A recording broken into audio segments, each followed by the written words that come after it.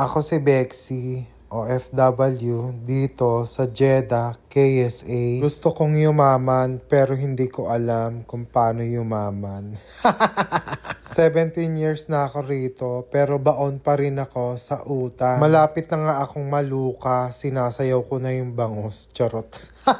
For today's vlog nga, nag-crave ako sa inihaw na bangus. Ang problema, bawal mag-ihaw dito sa loob ng bahay kaya i-oven ko na lang. Ang eksena niya, inihaw sa oven na naging baked bangus.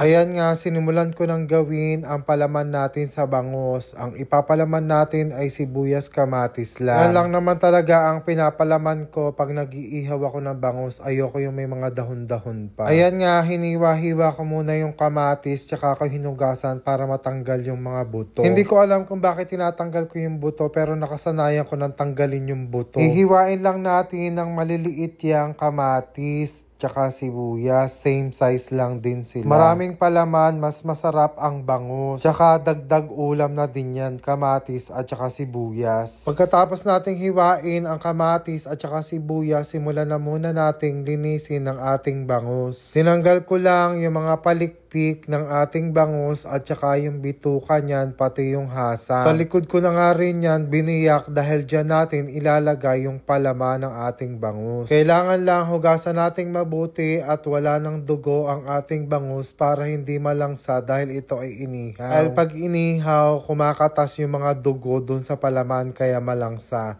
Kaya kailangan hugasan nating mabuti yung wala ng dugo ang bangus. At siguraduhin din natin na wala ng hasang dahil iyon yung nagpapalansa sa ating bangus. At saka yung mga dugong nakaipit dyan sa tinik, kailangan tanggalin nating maigi para hindi malasa sa bangus. Ayan, pagkatapos nating linisin na bangus, timplahan na natin ang ating palaman. Lagyan lang natin yan ng magic sarap, paminta, asin. Pagkatapos natin lagyan ng pampalasa, haluin lang natin to ng bonggang-bongga. Pagkatapos natin ayusin yung palaman, ibuka lang natin yung bangus, tsaka natin ilagay yung mga sibuyas at kamatis. Kung gusto nyo naman lagyan ng alagaw, ayun yung dahon na nilalagay sa mga pang-inihaw. Sa Pilipinas, madami nun, pero dito sa Saudi, walang ganun. Ayan nga, pinasabog ko na yung tiyan ng bangus sa palaman nating sibuyas at kamatis. At isinama ko na rin yung katas dahil iyon yung malasa. Ayan nga, pinapreheat ko na yung ating oven bago natin isalang tong bangus. Meron kasi kaming electric grill, hindi ko makita kung saan ko tinamba, kaya ayan, sa oven na lang. Ayoko na rin magkalkal na mga kahon, kaya ayan, sa oven ko na lang talaga to lulutuin. Nagkalkal pa kasi ko na mga kahon, dadami pa yung tatrabahuhin ko.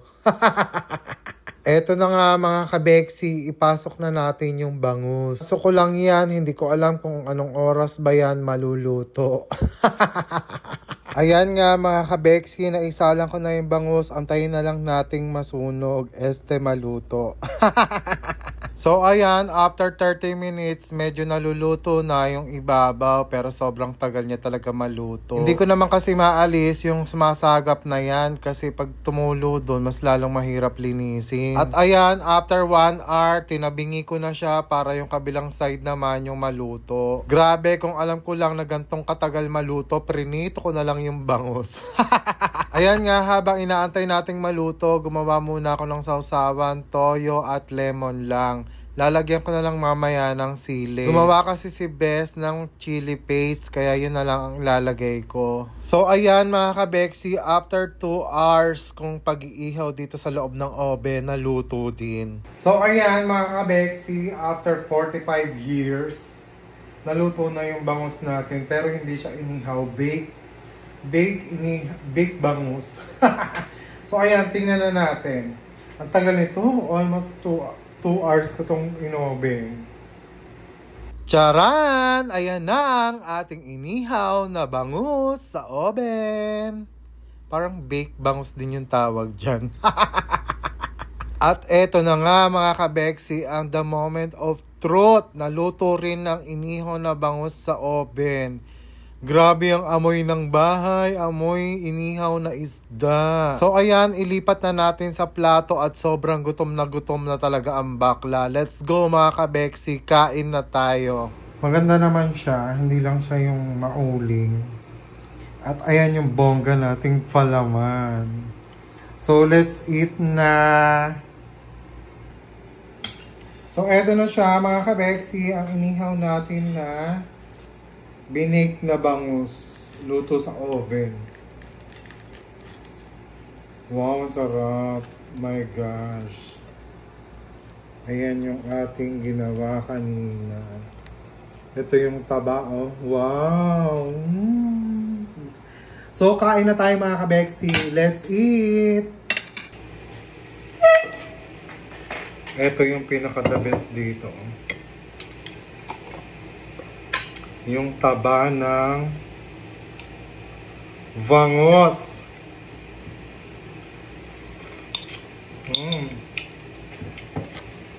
Sarap.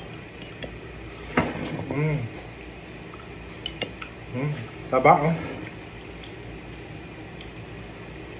Ang sarap dito sa Saudi Arabia, wala kang kaagaw. Itong isang buong bango sa akin lang to. Charot. Siyempre, kasama ko si Best kumain. Yum, yum. Anong masasabi mo sa inihaw na baked bangus? Ang sarap naman itong relleno. So, isasampalin kita. Ano nga, i-rate mo 1 to 10? Ang sarap. This is a 9.5. Bakit 9 lang, hindi 10? Eh, syempre sa electric oven. So, kailangan magpabaga ako dito sa bahay. Thanks for watching mga kabeksi. Please don't forget to follow my page, share and like my videos. Bye!